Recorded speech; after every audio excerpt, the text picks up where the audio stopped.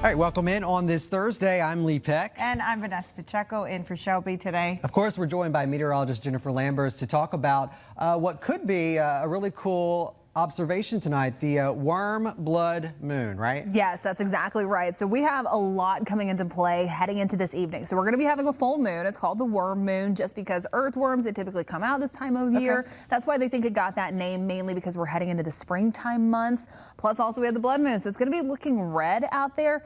And then also we have a lunar eclipse thrown into the mix as well. Wow, a lot going on. Worm blood, lunar eclipse. What are our chances of seeing all this? So our chances, they were decent to see the maximum totality of it. However, we have to think about the weather and the impacts that that brings. And unfortunately, we are looking at cloud cover heading into tonight. And also another impact too is going to be some of that fog development that we're going to start to see across the Gulf Coast. Wow. So hit or miss, we may or may not. Exactly. Hit or miss. So just time it out. Hopefully you start to see some of it. Hopefully you can plan ahead. But again, here's a look at those times. So it's going to start just a little bit after 11 p.m. But that maximum eclipse is going to be closer towards 2 a.m. So set the alarms if you want to see this. Wake it up. Remind your kids if they want to wake up for it too. I'm sure once you actually wake up in the morning, some might just want to go back to bed. But again, this will be taking place closer towards 2 a.m. Just after midnight there, you'll be able to see a better glimpse of it. But also in case you don't want to stay up as late to watch that, another cool thing you'll have a better chance at seeing heading into this evening, it's going to be the International Space Station. We've been getting in some really nice videos of this over the past few days, and it's going to have a 6-minute visibility window just closer towards 7:34 p.m. heading into tonight. So again, a much better time to be able to catch that. Go ahead, set the alarm on your phone. That way you don't forget. You can set it for about 7:25. Just a reminder to head outside and go and catch that.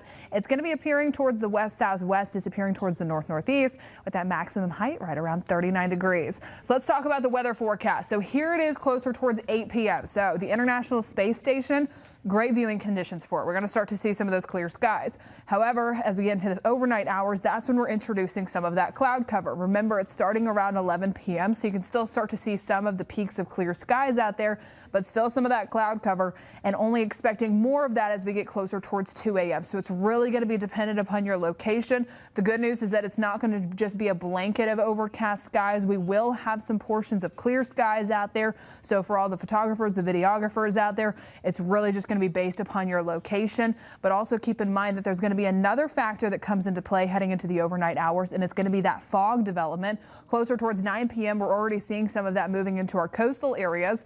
By 11 p.m. when it's beginning, we're starting to notice that patchy turning to dense fog. And then right now our fogcast really wants to bring in about half-mile visibility out there for many areas. So once again, it's going to be based on your location. Hopefully you can start to see some of the clearing out there, better visibility, but a heads up to your Friday morning commute. It's going to be half-mile visibility out there to begin the morning. Now also looking ahead, once we get past tomorrow, conditions will look pleasant heading into our Friday, but we're already looking ahead to Saturday. And that's when we do have the potential for a severe weather system that's going to be pushing through across the southeast. A storm tracker alert day is what we have in place for Saturday, just because the SPC, the Storm Prediction Center, does have the majority of the Foxton viewing area outlined in a level 4 out of 5 risk zone for strong to severe storms. Now we're looking at potential for tornadoes, gusty winds, hail with multiple rounds expected that will impact your Saturday plans. I'll be breaking down more details on the threats and the timing coming up in just a little bit. Vanessa, Lee. All right, thanks. Jen's making her way over here, but we are in the kitchen joined by our producer, Victoria. She produces the 4 o'clock, so she's taking a little break, helping us out with Thirsty Thursday. Hello.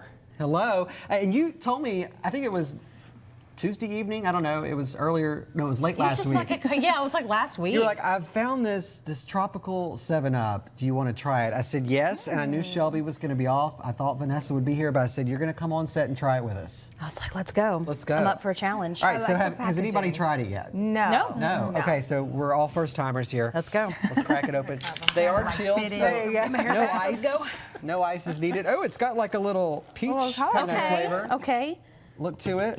Okay. Amber. Ambery. Yeah. Beautiful. Yeah, it is pretty. It's fragrant. I can already smell it. Can you? Yeah. Hold on. Oh, yeah. Oh, yeah. Yeah. Okay. I'm already getting peach. I am getting Cheers. a peach, yeah. Cheers, friends. Cheers. Yeah. Thirsty. It's refreshing. Okay. Yeah.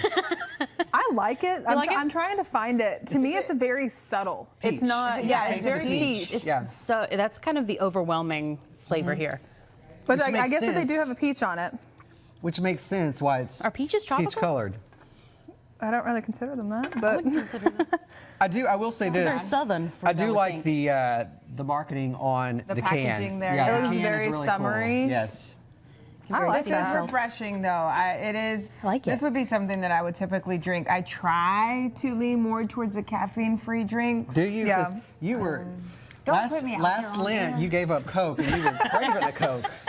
Craving the Coke. Yeah, and Jen knows. I usually do a Coke. Jen.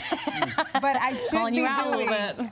I It should be be. doing caffeine-free drinks, and this is a Right. good one. Healthier option, Yeah. yeah, but it still gives you that. What do you is call good. it? That zing you Yeah, like? it's crisp. Yeah. Like Chelsea would say. crispy, Crispy. crispy. Yes. Crispy zingy. Is that So on I the like can? it. If you like peach, then this is going to be a drink for you. I definitely get more peach. It's a little more subtle, but I do like it. I was expecting more of a coconut.